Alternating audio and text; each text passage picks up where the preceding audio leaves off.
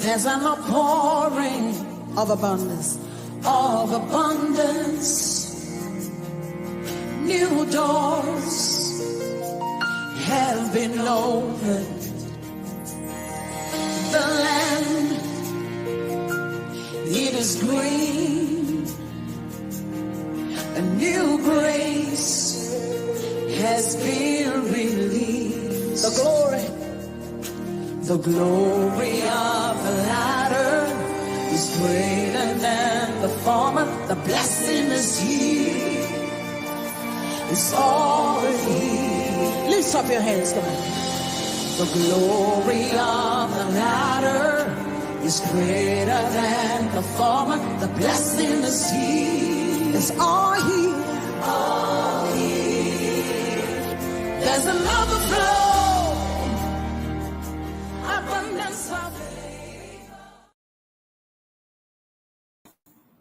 Good evening, everyone. You're welcome to another exciting session of the Winning in Parenting Conference. Thank you so much for being here. Thanks to everyone that has been following the conference since the beginning. I want to appreciate you, and I'm very sure that this has been a mountain of information, pure value. It's been a mountain of transformation because we have had lots of takeaways. We have had lots of information that jolted us back to reality, to get back to the drawing board. And I'm so excited because this session is going to be another amazing and insightful session, an expository one that will, once again, set us on the right path as we go on our parenting journey. We have somebody very special to me this evening, fondly called Auntie Toyin by me. Yeah, she's going to be talking to us about how to create that balance. I mean, she grew her business from the scratch, right from her kitchen to a multi-million naira business. Okay, so I'm just trying to be conservative there. So she's going to be talking to us this evening about how we can create that balance, all right, as parents on the home front and as parents, running our career or business. So I'm not going to waste our time. I'm not going to go on talking. I'm just going to go ahead to play her profile so that we can get right to it. So if you know any parent that should be here, I mean, a lot of parents go through parental burnout because they don't know how to create that balance. They don't know how to put things together. They don't know how to put things in perspective. And one must not suffer because of the other. So because we need to go out there, fulfill purpose, make impact and all of that, the home front shouldn't suffer. And that's why we're learning from somebody that is truly vast, in these matters. And she's going to come in up really soon. So I'm just going to play her profile. If you know any parents who's supposed to be here, please go get them, share the video, and get them to join us. Thank you so much. I'll be back soon.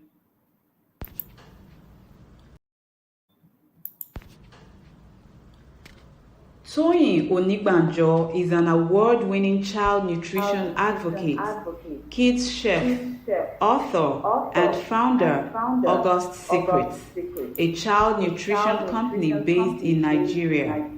She holds a master's degree in international affairs from the University of Lagos, a bachelor's degree in English and literature from Kogi State University, and a diploma in child nutrition from Stanford University. She is the recipient of the Graca Machel Gender Lens Award for her innovative strides in child nutrition and women empowerment in Africa. Augustsecrets is a recipient of several awards, including the Food Safety Award by Royal DSM International in 2018. It produces innovative African-inspired cereals for children sold in more than 300 stores within Nigeria, Ghana, and Canada.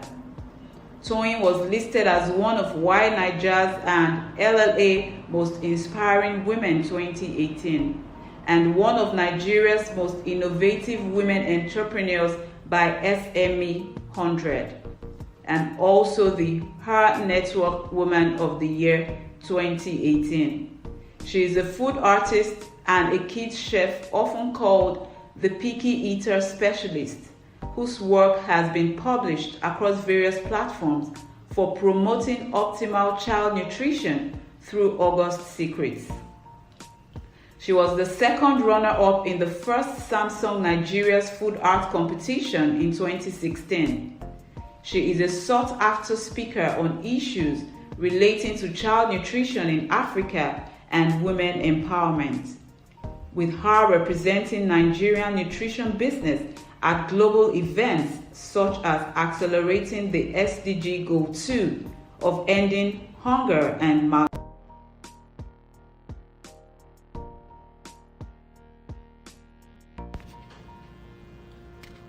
Toyin Onigbanjo is an award-winning child nutrition advocate, kids chef, author, and founder Augustsecrets, a child nutrition company based in Nigeria.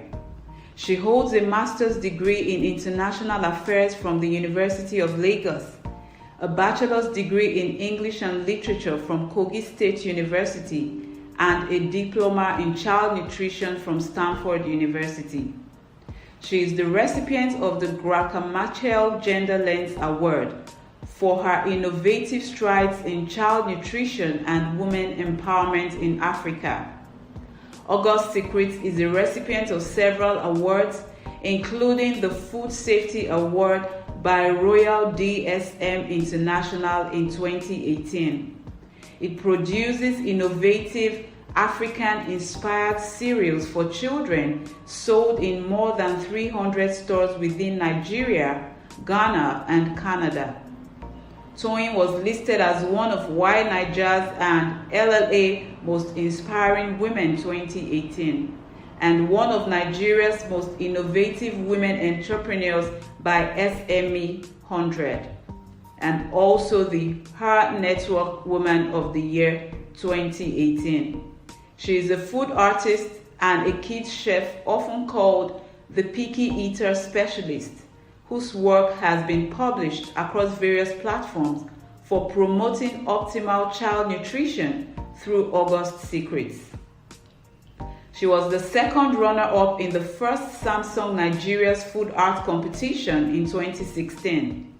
She is a sought-after speaker on issues relating to child nutrition in Africa and women empowerment, with her representing Nigerian nutrition business at global events such as accelerating the SDG Goal 2 of ending hunger and malnutrition.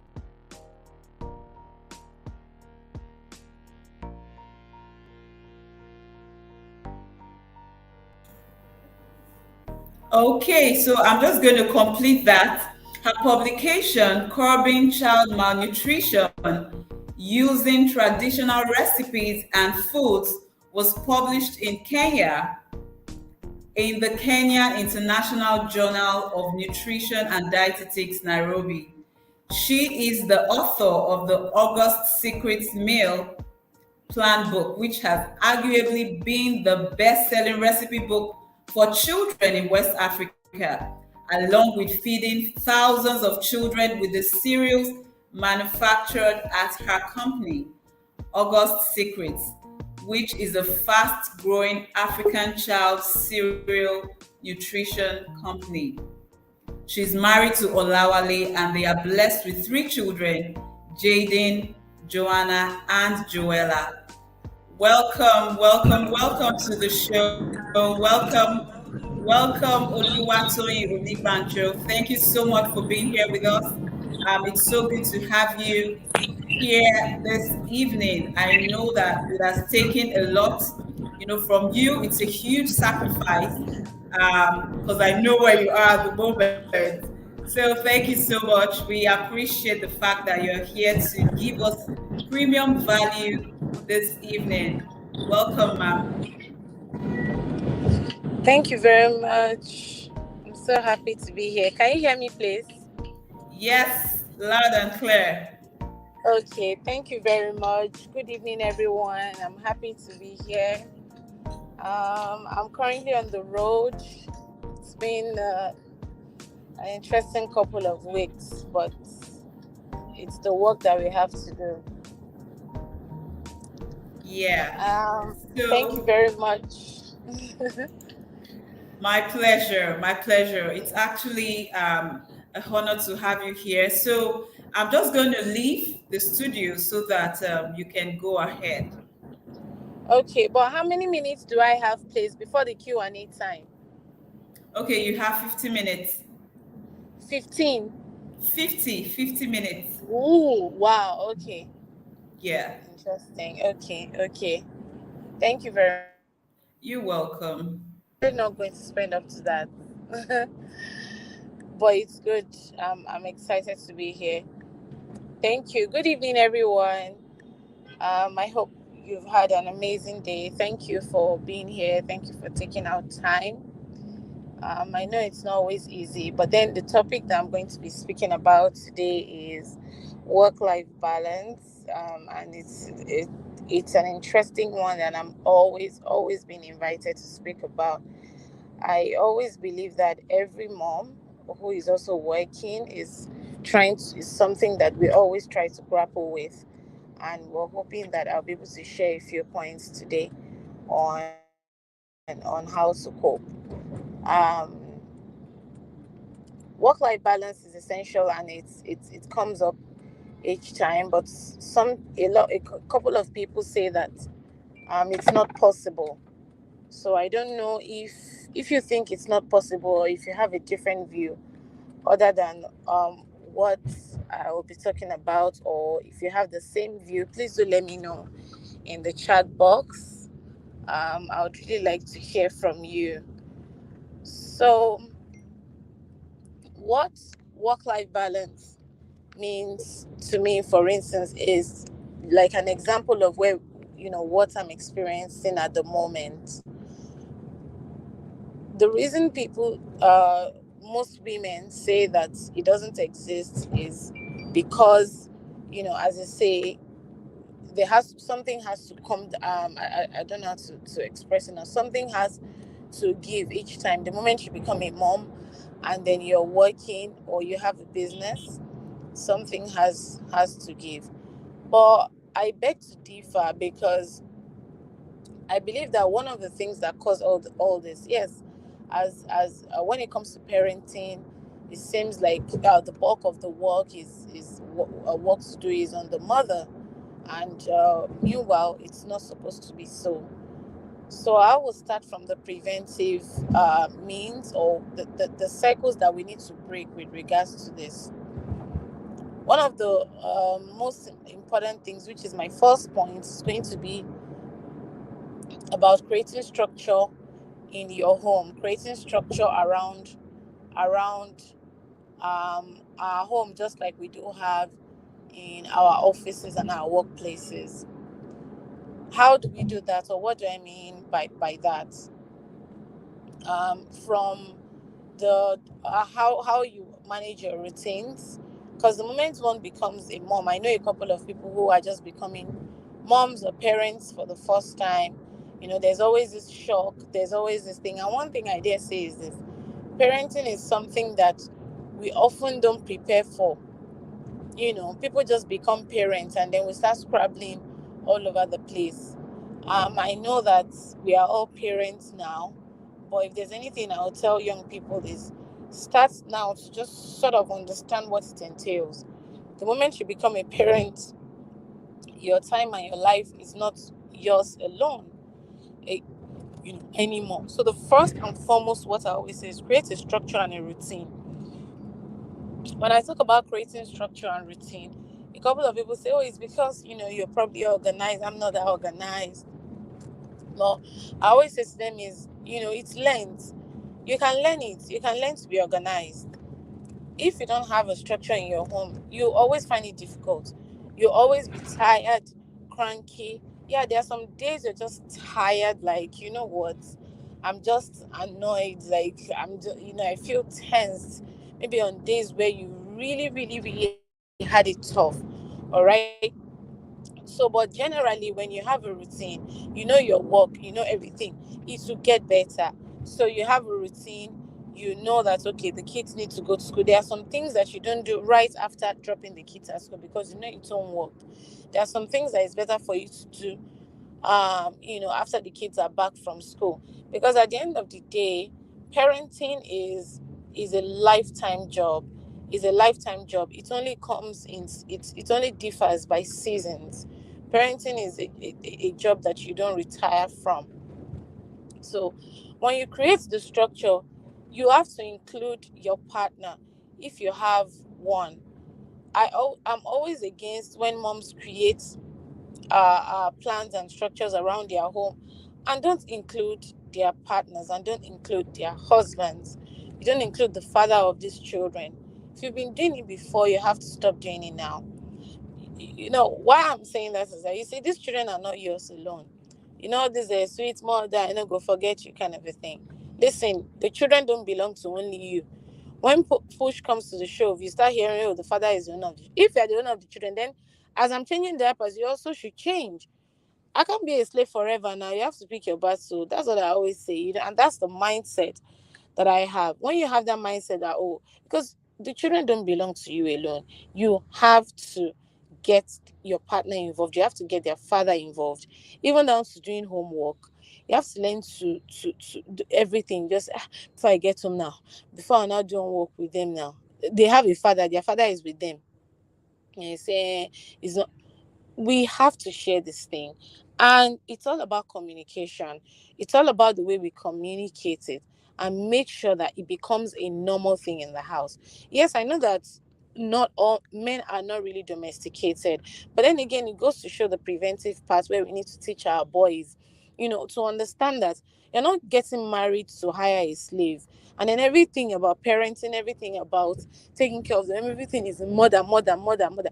Then this same mother, she's still also going to work. You still say, a mother is just sitting down at home. She's not doing anything. But you are the one that said she stay at home.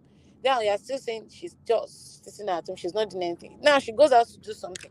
She goes out to start a business. She goes out to even make an effort and do something.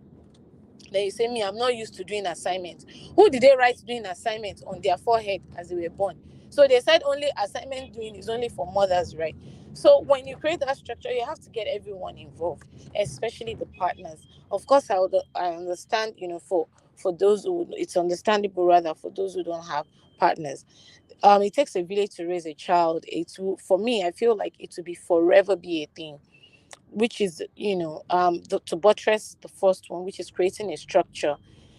You can just, part of creating a structure is creating a structure for your domestic staff as well.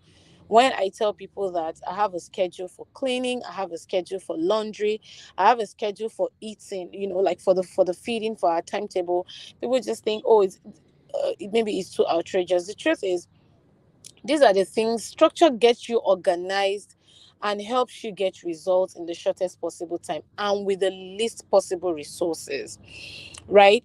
Every single person knows what to do. You can't just continue to you have a domestic staff, and some people say they have a staff and then they are the ones still doing all the work.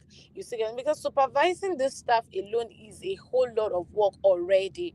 So you just have to create this structure for them. Yes, create a cleaning schedule. I have one that I share, with my friends. Create that cleaning schedule. Create a schedule for operation in your home, as little as just writing 2 3 lines down and helping them understand. My own is printed. I have a soft copy for those who can read, and I have the hard copy, as well, for you to keep seeing it. My cleaning schedule is pasted somewhere in the house. So there's nothing like you mopped one and then you didn't mop properly. Like, if you just follow the schedule, if you follow the guidelines that is being written down, I would not have problem and you would also not have problems. And it would be easy, for me to focus on other non other parenting parts, so to speak, and that's on that. So my number two would be seek for support. I mean, I believe that that's literally cliche. But the reason I'm mentioning it again is, I hear some women say sometimes, oh, I don't know how to ask for support. The thing will be doing me somehow. Well, I dare to say that sometimes not asking for support is a deep-seated trauma that you have not dealt with, because you grew up doing everything yourself. You grew up watching your mom doing everything herself, and then and then because of this deep-seated thing that men say sometimes, they say that my mom did everything and she didn't die. Sorry, bro, your mom didn't do everything. All right, your mom is not doing the kind of work I'm doing right now. Your mom is not doing digital marketing. Your mom is not doing all hard stuff that I'm doing now. All right, so we have to understand these things very well. Some women, even after we shout get support, they will still insist that they're not going to get support. Yes, I know that there are some things you cannot outsource, but I'm saying it now again: your refusal or your insistence on having to do certain things yourself without seeking for support is this trauma that you need to deal with, so you won't go pass that on to your children. As women, as parents, we need to learn to be free. We need to learn to own up to parts where we're not so good at and learn to open up. Life is short. If you refuse to ask for support, or you are saying that you want to do everything on your own, there's nobody on their death day or on their obituary that they say, oh, this person worked so hard and refused to ask for support, therefore he did everything himself. And one of the things that inspires me to get support is all the work that you're doing, you cannot enjoy it alone. I always said, if you build a house today, you can only stay in one room. It's others that will stay in the other room. If you make money today, trust me, you cannot spend everything. You can't spend everything. If you start up a company, you cannot enjoy everything that is inside. So only you should stop doing all the work. Me, I don't even waste time in that one. Ogbeni, help me. Everybody around me, you will help me, because anything I have, you will also enjoy from it. Some of the things that I have will fall into your hands. So how can I do everything alone? If I not do everything, I should not go and die. Then now put I cannot allow myself to die. The death I'll die is Jesus' death.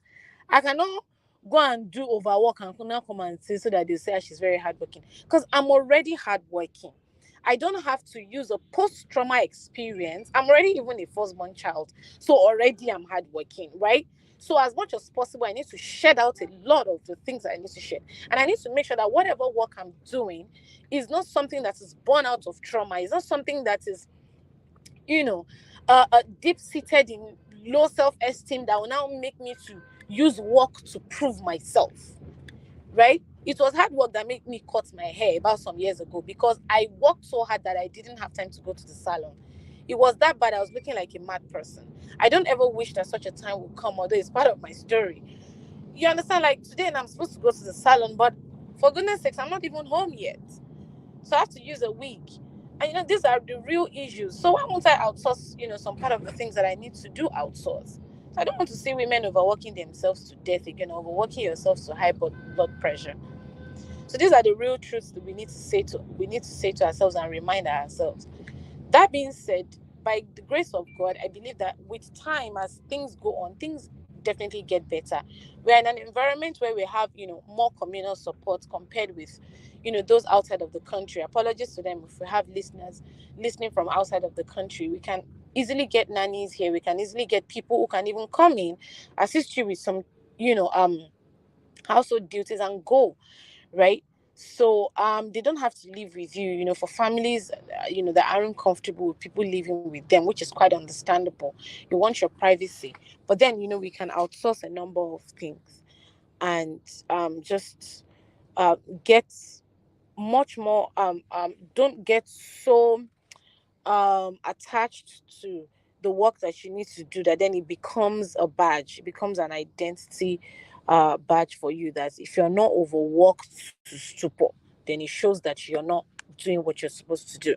That is a trauma response. That is something that we need to unlearn. That's something that we need to come out of. We need to disinfect our minds over. So that's number two. Then number three, about what I was saying in terms of creating work-life balance is, I always say this a lot, and I believe strongly that it is very true, because I'm sure that a number of us will be able to relate, and that is, parenting is a lifetime journey, but every time is we're in seasons of our lives, and those seasons we have to respect them. I always say it, if you have a baby, there's no way you will not at some point feel behind. You feel like, oh, I'm supposed to have achieved this, I'm supposed to have done that. There is no way. So the moment you get pregnant, just know that something, you would get to a point very, very soon. Especially if you now even have a traumatic pregnancy, it's even worse. A time will come during those 9 months and when you have your baby that you will feel behind. It's just a feeling. It doesn't make it true. As they say, what belongs to the balcony, don't bring it to the bedroom.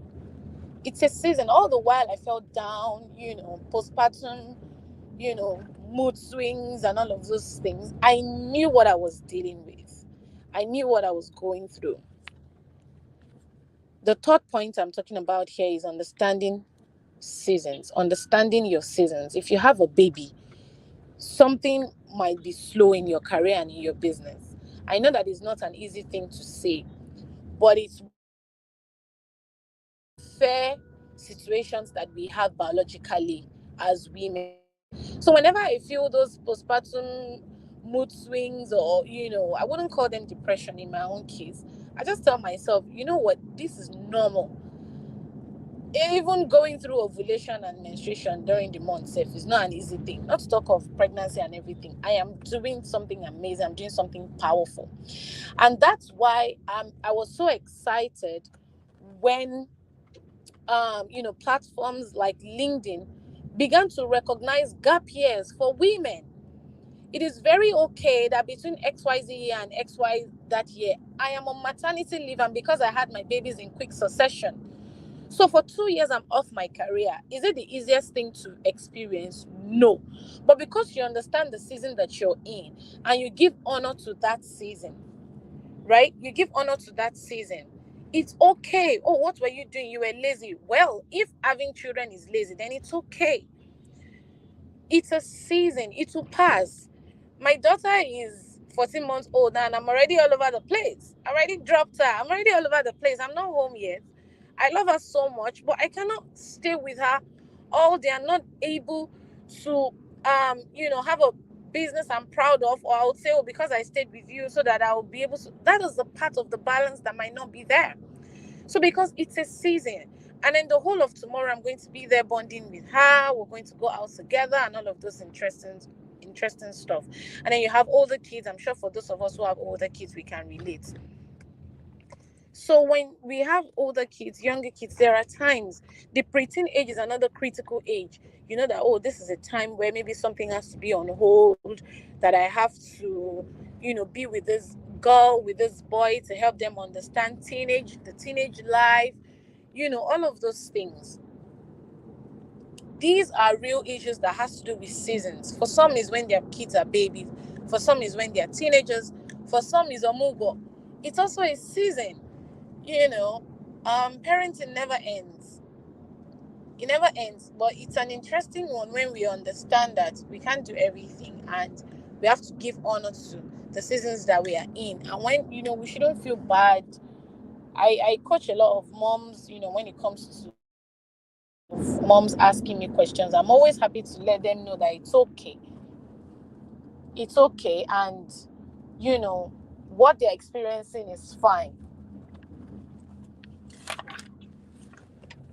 which is very normal because of the season that you are in.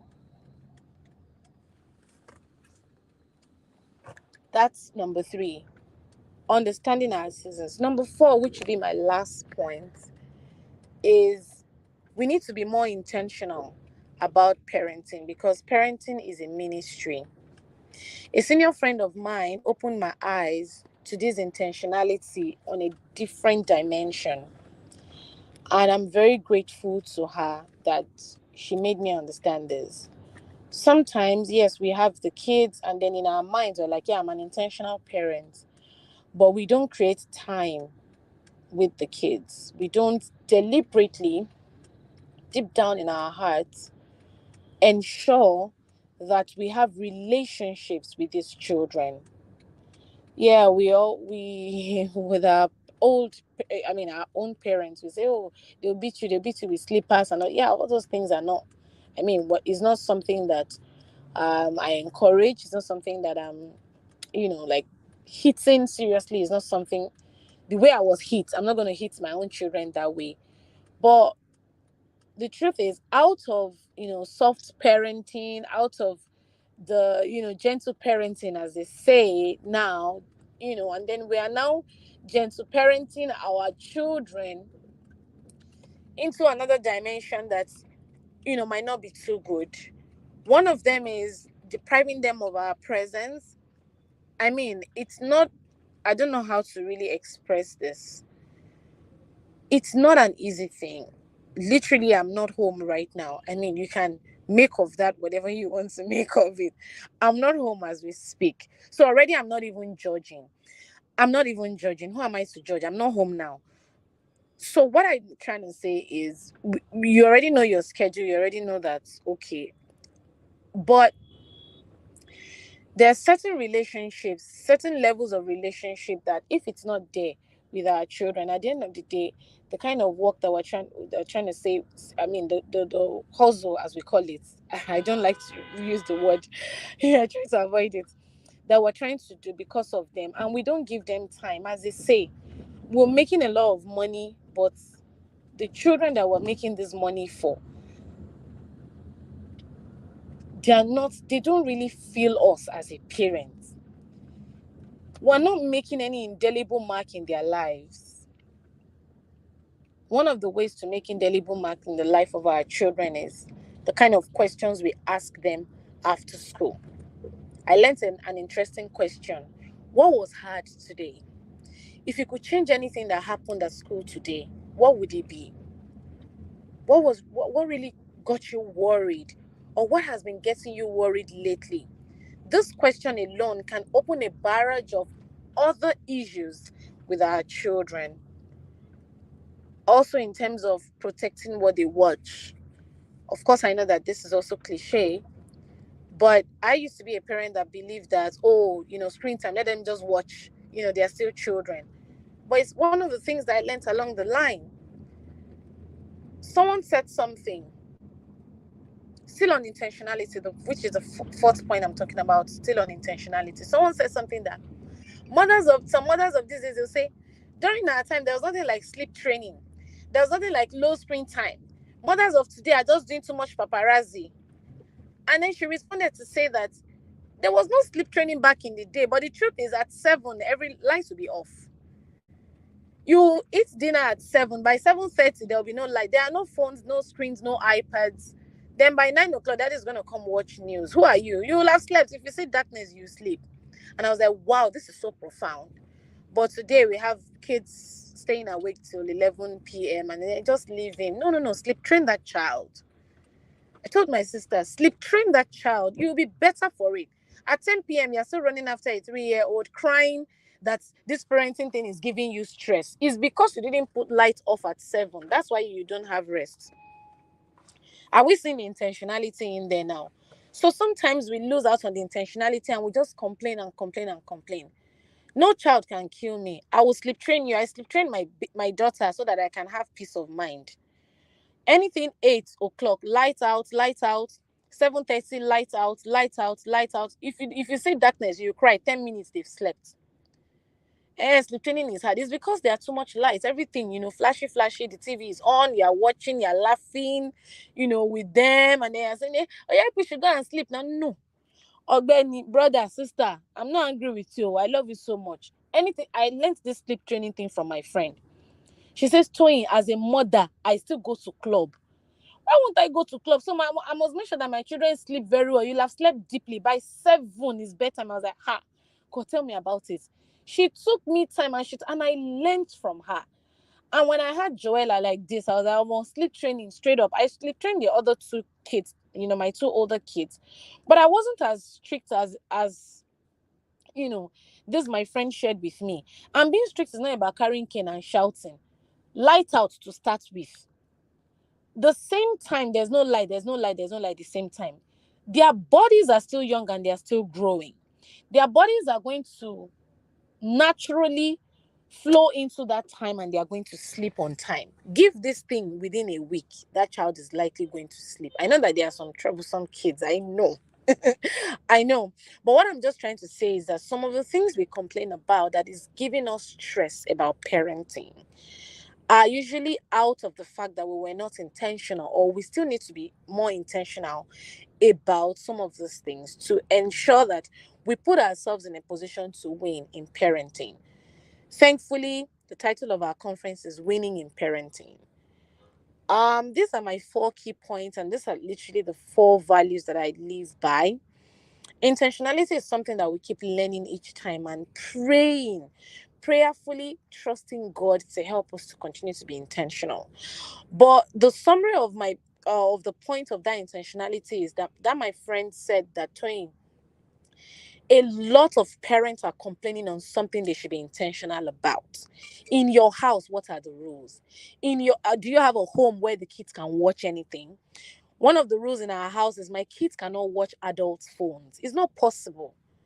You are showing game to my kids from your phone. It's not possible. You won't like what I will say to you. My kids cannot touch your phone. Take your phone from them. Do you understand? No nanny can be checking phone because it is your phone. I don't have control over what is on your phone because you're an adult. The rule in my house says you cannot show my kids anything or whatever what it is on your phone. It's not allowed in any way. Except, of course, I'm there and I'm saying it, whatever. And what is funny to you, I might not find it funny for you to show my kids. It's not allowed, it's not allowed. With the little time I have to spend with them, it has to be intentional. A city without rules is going to fall. A home without rules is going to fall. Parenting without rules is going to fall. And rules is not even only about shouting. It's just the simple rule in this house, young man. It's a simple rule in this house, young lady. Those are the little things that would help to shape these children. And then we will not have to be, running out of skelter at the right time. I always say, aside kids with special needs, which of course you need to really be much more patient with them. But when you have kids throwing tantrums, and at 4, as far as saying leave him, that's the way he is. I don't know what to say. Because at 14, that child will likely kill you. Because at 4, you could not say, hey, stop it.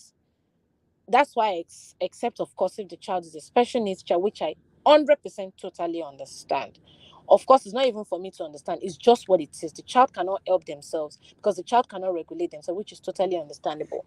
But for children who don't have special needs, children that, as they say, toddlers, they won't hear when you're calling them, but they'll hear a wrap of chocolates being opened. So sometimes they know what they're doing. They just need us to be more intentional and to provide rules that will also guide us so that mothers too can also exhale, so that we can also rest, so that we'll not go and be, tighten everything to our chest, as people often say. So I'll need to draw the curtain for now. I've spoken for, I think, about 32 minutes, I think. I'm not sure if it's up to that, but I need to stop now to take questions. Thank you very much. Thank you so much. Thank you very much for that beautiful session that you just had with us. That was so insightful. That was really expository. I believe that there were highlights that a lot of us, took. And I know that we are going to be running with those highlights as we go ahead in our parenting journey. Thank you so much. Please, if you have any question, just put them up in the comments so that she can give you the answers that you need. If you have questions, please put them up in the comments. Thank you so much, Auntie Tony. You said some things that really, struck me. And these things, all right, are, things that people underestimate or just relegate to the background. Now, you said something, that most times the areas that might be giving parents problems are areas that they have not really been intentional about. And that's just the truth, because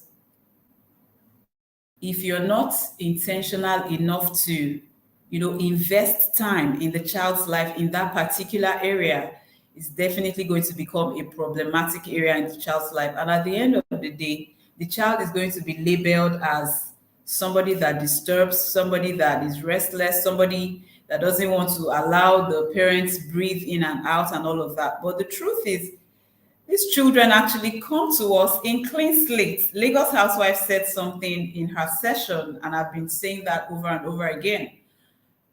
God gave us healthy children, all right? So why is it that we want to give him unhealthy children? Because of the things we feed them with. And that's the same thing. I'm going to relate it with what you just said. So God gave us children who come to us in clean slates. They don't even know what to make of this world. The world is just random when they come in. And, everything we do in their immediate environment or whatever we expose them to are the things that end up shaping them, shaping their destinies. And so if a child is found behaving inappropriately, it's very easy to label the child, but we forget to go back or look at the parents.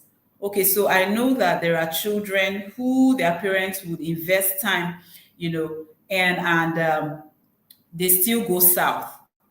But most of the time, if we really want to be sincere, the investment is not really there. And where does this investment come from, or on what platform? Basically, connection. Most times we're even there as parents, everyone is seated on the couch, but everyone is in a completely different world. This one is doing their own thing, the other person is doing their own thing. And, that time where we're supposed to connect and even be in each other's lives, we're just in the internet world and everybody's lost in their own world. And you wake up one morning and you suddenly don't recognize the child in your home. So that was really profound. And then you also talked about seasons. I love this part so much. Parents begin to compare themselves with other people. Oh, this person is having it all good. Her business is just thriving and all of that. And we forget that we are not running the same race. Everyone is on their path. I mentioned in one of the sessions how, when my children were still young, and there was a day I asked someone, I was like, where are the places they hang out in this Lagos? Like, I literally, forgot about all of those things because that was my own season to stay back and do my job. So it's something that we really need to understand. And then you also talked about seeking support, outsourcing. This is a big deal. I mean, there's no badge for saying that you are the most hardworking mom, or there's no prize for that. And like you said, nobody can come and kill themselves, all right? We need to be the best versions of ourselves. In fact, our children are going to model the things they see us do. So when we honor our time, when we honor self-care, our children are going to learn to do the same. When they see us, enslaving ourselves or having to do everything we have to do without taking cognizance of the fact that we also need to take care of ourselves, we are actually allowing them mirror that attitude in us. So I'm glad that you talked about that, the fact that outsourcing is not a problem. It doesn't make you a bad mom. Outsourcing duties doesn't make you less of a mom. So that was a huge one for me as well. Thank you so much. And then you also said that analogy about sleep training. Lights out. When it's lights out, no arguments. When they don't see lights on for the next 10-15 minutes, everybody goes to bed. I mean, that is a practical sleep training technique. Please, if you don't take anything out of this session today, that is something you should take out if you're struggling to keep your children in bed at night. Thank you so much, ma'am, for coming to share with us. Like I said earlier, this is a very huge sacrifice for you, and I'm so glad that you were still able to do this with us. Thank you so much. Please, okay. Exactly. When the light goes off, every child will sleep. They won't some minutes. Yes. For me, I do that. Once the lights are off, 10 minutes maximum, my children are in bed. But if you leave the lights on, you'll just be talking and talking. So that one is a hard reset. like stop and play or press and play. So that's a very practical one. Thank you. So please, can you give us your final words? I know you still have a lot to go back to. So please give us your final words so that we can release you. All right. Thank you very much. Thank you. Thank you so much. Um, I am just going to mention the part of prayer because the intentionality part also includes prayer as well. And the honest truth is, some of these key points, I learned them from my friends. I learned them from, friends that will just be chatting, will be playing, but when it comes to parenting, they really inspired me, and I was so like, it was really so amazing. Something that my big friend didn't spare was about prayers.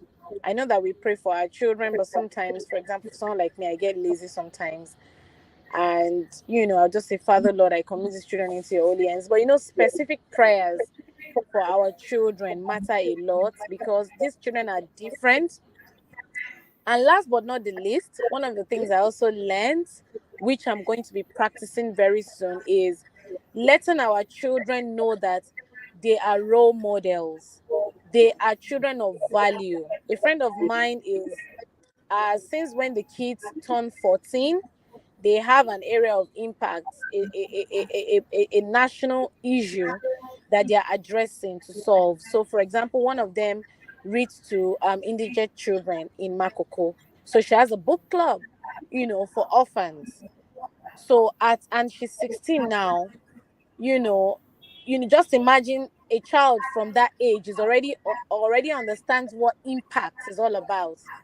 Honestly, that is something that I can't even wait for my kids to turn from 10, 11 like this. You're already telling us about the problem you're solving in the world. But sometimes, like what we've been told, I just go out, work for money. No, it's not work for money. When we start ingraining it into our children that they are problem solvers in life and they are people of impact, it will change their psyche and the way they look at life. It will help them face peer pressure with a more positive mindset. You won't have to talk much. Ogbeni, you are a problem solver. You are a child of impact. You are a shining light. There are certain things you can't afford to do because that is not what shining lights do. And you're not just here to just sit down and watch mommy and daddy come with. You're going to go out to find a problem that you are going to solve in the world. And then we as your parents are going to prayerfully support you. So if it's in the tech space that you're going to face, if it's in the community space you're going to face, if it's in climate change you're going to face, you are going to solve a problem in the world. I'm not saying you're not going to be a lawyer. I'm not saying you're not going to do that your engineering that you are going to do, but you are going to solve a problem for us in the world. Simple as ABC. That way we're putting them on a pedestal to really understand who they are and who God has made them to be. Then with prayers, I'm sure that it's going to end well, and we're going to all eat the fruit of our labor in Jesus' name. Amen. Thank you so much. Thank you so much. I loved how you wrapped up what you had to say. And, that's for me, that's my area of specialization, if I can put it that way. Because, when the purpose of a thing is not known, abuse is lurking around the corner. So, as parents, we need to also understand the reason why we have these children. We need to understand that every child is a seed and that you are a seed handler. So, every child that has come to you, like Madam Toyin said, every child that has come to you is unique in their own way. They are unique in their own right. So, comparison should be cut out from the beginning. All right. So, every child, when God wants to answer the prayers of people, like when it even comes to like nations, like communities and all of that in the tech space, agriculture, transportation, housing, and all of that. God is not going to come down from heaven. He's going to use us. The Bible says creation awaits the manifestations of the sons of God. So God is going to use people to fulfill his kingdom agenda. So that child God must have said, okay, so there's a problem in housing, there's a problem in tech, or I need somebody to do this particular thing. And he packages that assignment in a child. So that child that were busy pulling their ears in the house, knocking their heads, if we understand the assignment they carry, we will handle them with care. Now, have we ever imagined, who Mary was, the mother of Jesus? Now, look at Daniel. Daniel had an excellent spirit. He was so relevant that government after government, he could not be ignored because of the kind of wisdom he was operating in. Now, have we ever imagined who raised Daniel? Have we ever imagined who Hannah was? Hannah who raised Samuel. So we need to understand that our children are unique in every sense of the word. And they have come here with an assignment. And once we are able, like what Madam Toyin said, once we make them understand that you are here for a purpose, to live a purpose-driven life, they would live their lives with a sense of duty. And that it also comes back to us when we live our lives, anyhow, anything goes, go with the flow. Today we'll do this one, tomorrow we'll do that one. When we're not living a purpose-driven life, our children are going to emulate that as well. But once we make them understand that you are here on an assignment, you are here to shine your light. The Bible says a city set on a hill cannot be hid. So you are not meant to be under the table. There is something you carry that needs to be on the mountaintop that would light up the lives of others. So when we let our children understand these things, from a young age, they're even asking, what can I do to make impact? How can I help this person? But when we just cook rice and beans for them, pay their school fees and everything, no extra, no intentionality, we're going to keep going on in cycles. And because family is the bedrock of society, the change that we so desire today is coming back to the home front. And that's why I'm so excited about the points that Madam Toyin has shared this evening. Intentionality. We must parent in partnership with God as well, because He is the one that has given us those children. He knows what He has packaged in them. So I'm going to wrap it up here too. Thank you so much, Auntie Toyin, for taking time out to share with us. And I would also say this. She talked about prayer. Now, prayer, so there's this prayer meetings we usually have for parents every Friday at 10 p.m. to 11 p.m.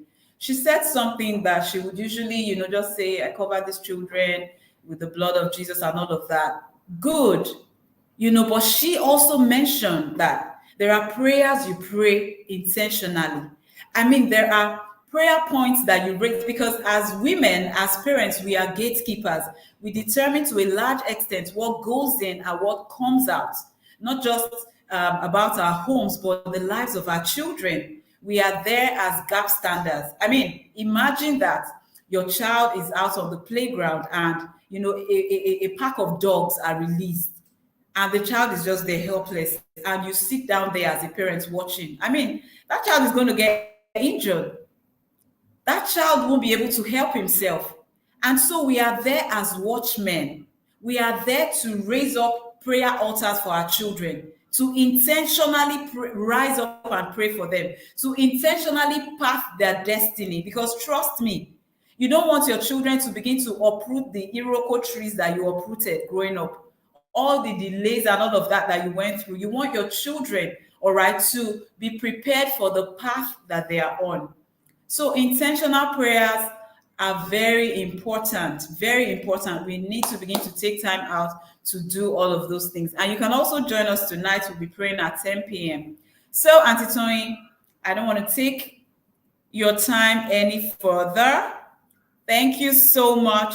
Thank you so much. I wish I could see your face. Thank you so much. I sincerely appreciate you. Thank you for taking time out to be here with us. Thank you. Okay. So, all right. Okay. So thank you. Thank you so much, everyone, for joining us. We have another session at 7:45 p.m. If you go back and look at all of those points that were shared, you would realize that there are areas where, we need to make changes. And when it comes to parenting, learning continues. Nobody knows it all. No one is an island. We keep learning because the world keeps evolving. All right. So I believe we have learned a lot from this session, and I believe we have our takeaways as well. At 7:45 p.m., we're going to have Mr. David Folaromi with us. Now, I want you to know that so many things are going on out there when it comes to drug use. I mean, we know all those concoctions that are being mixed out there. We know how young children, teenagers, preteens are messing up with drugs. Now, this is a session you don't want to miss. Even if you are raising your children in a Christian home, you need to hear what this man has to say. Trust me, you will thank me for it. So please, I want you to come back at 7:45 p.m. That's a few minutes from now, and we will be live on that session. Thank you so much for coming. Please share the video, empower other parents and have them learn about the things that we'll be learning in this conference as well. Thank you so much, and it's bye for now.